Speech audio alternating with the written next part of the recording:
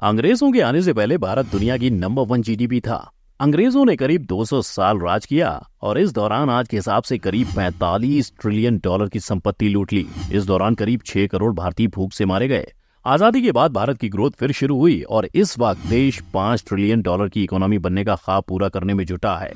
तो आखिर कैसे एक जमाने में दुनिया का नंबर 1 देश कंगाली के कगार पर पहुंच गया और वहां से उबर कर कैसे हम 5 ट्रिलियन डॉलर की इकोनॉमी की तरफ बढ़ने वाले हैं, जानते हैं आज के इस वीडियो में। तो चलिए शुरू करते हैं हमारा आज का सफर। वेलकम है, स्वागत है, इस्तकबाल है आप सबका इस चैनल पर जिसका नाम है फैक्ट्स बाय आरजे साजिद। बात करीब 150 साल पुरानी है। पंजाब में पहली बार रेलवे लाइन बिछाई जा रही थी। इस दौरान वहां काम कर रहे इंजीनियर्स को एक खंडर मिला। खंडर की ईंटें इतनी मजबूत थीं कि उनका इस्तेमाल रेलवे लाइन बिछाने में कर लिया गया। ये ईंटें 5000 साल पुरानी थीं।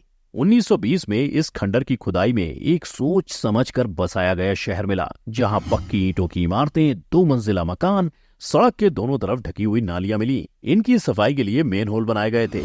खुदाई में गहनों से लदी महिलाओं की कई मूर्तियां मिली हैं। मोहनजोदाड़ो से मिले विशाल स्नानागार में पानी का रिसाव रोकने के लिए प्लास्टर के ऊपर चारकोल की परत चढ़ाई गई थी। ये सभी अवशेष 5000 साल से भी ज्यादा पुरानी सिंधु घाटी सभ्यता के थे, जिसे हड़प्पा सभ्यता भी कहते हैं। लोथल यानी मौजूदा गुजरात से मिला बंदरगाह सिंधु घाटी सभ्यता की बिजनेस एक्टिविटीज का सबसे बड़ा सबूत है।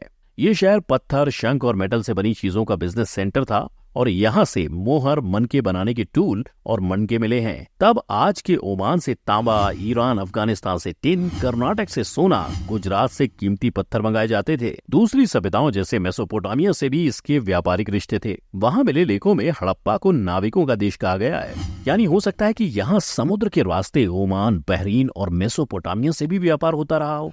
इस सभ्यता के लोगों को टेक्नोलॉजी, साइंस, नाप जोक की भी अच्छी नॉलेज थी। वे तांबा और टिन को मिलाकर मिश्र धातु कांसा बनाना जानते थे।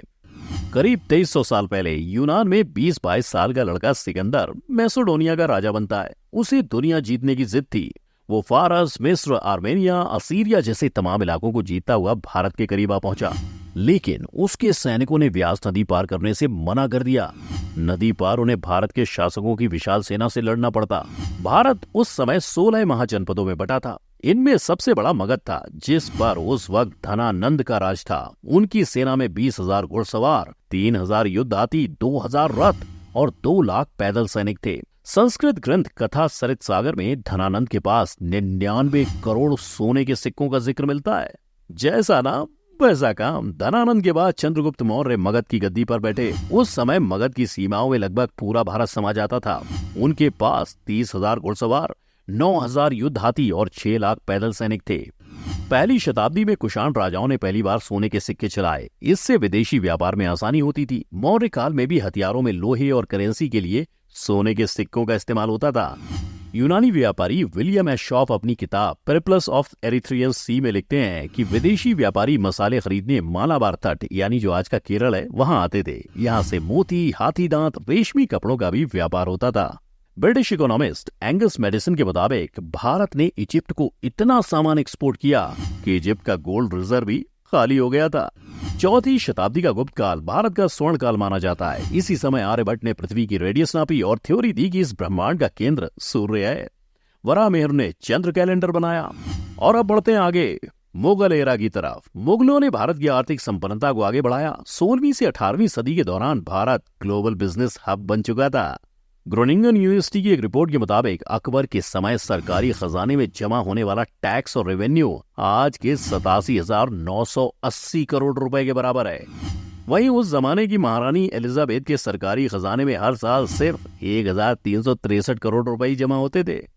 उस समय भारत में बना सामान यूरोपीय देशों में अमीरी की निशानी माना जाता था। कश्मीर से केसर, ऊनी शॉल, मेवे, बंगाल से अनाज, कच्चा रेशम, मलमल, शहजादपुर यानी जो आज का इलाहाबाद है, वहां से कागज, बयाना यानी आगरा से नील, गोलकुंडा से हीरे, मालाबार से काली मिर्च और बाकी दूसरे मसाले देश के दूसरे हिस्सों सहित विदेशों तक एक्सपोर्ट होते थे।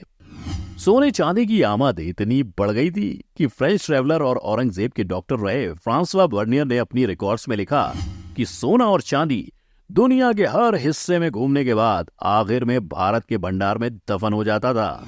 आपको यकीन नहीं होगा, लेकिन दुनिया का सबसे महंगा कपड़ा था बंगाल का मलमल। हार्वर्ड यूनिवर्सिटी के प्रोफेसर स्वेन बेकर्ट अपनी किताब Empire of Cotton a Global History में लिखते हैं कि ढाका के मलमल से बने कपड़े पहनने का अधिकार फ्रांस में सिर्फ वहां के राज परिवार को ही था। किसी और को पहनने पे सजा मिलती थी। ढाका का मलमल दुनिया का सबसे महंगा कपड़ा था। 1851 के आसपास इसकी कीमत 5500 रुपए प्रति गज से 43,200 रुपए प्रति गज थी। ये कीमत आज के 7.5 लाख रुपए प्रति गज से 60,40,000 रुपए गज के बराबर है। बाप रे, मुझे तो लगता है मलमल से बने कपड़ों को मलमल के नहीं धोते होंगे, बहुत आराम से धोते होंगे। भैया इतना महंगा जो था।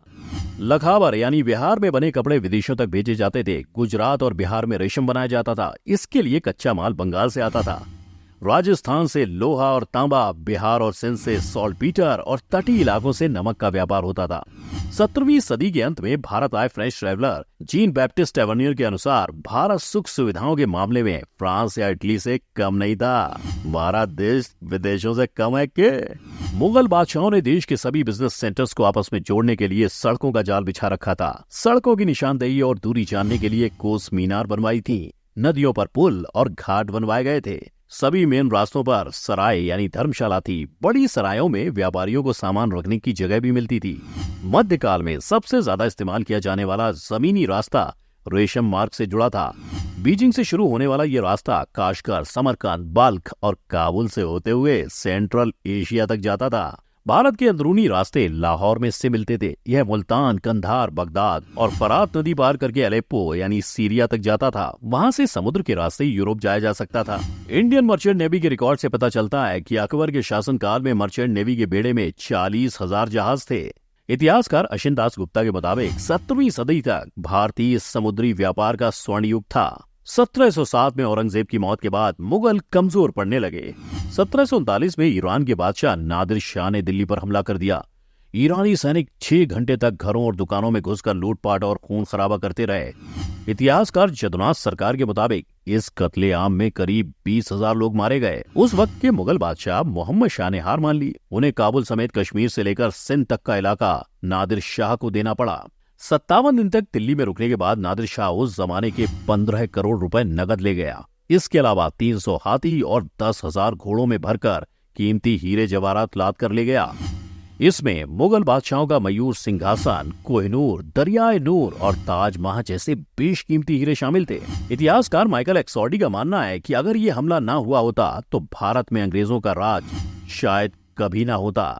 तो दोस्तों, मुगलों तक का सफर तो हमने तय कर लिया और इसके बाद अंग्रेजों ने नंबर 1 इकोनॉमी भारत को कंगाल कैसे बनाया और उसके बाद हम कैसे 5 ट्रिलियन इकोनॉमी की तरफ बढ़ने वाले हैं। यानी कुल मिलाकर हड़प्पा से लेकर मोदी सरकार तक भारत का ये सफर कैसा रहा।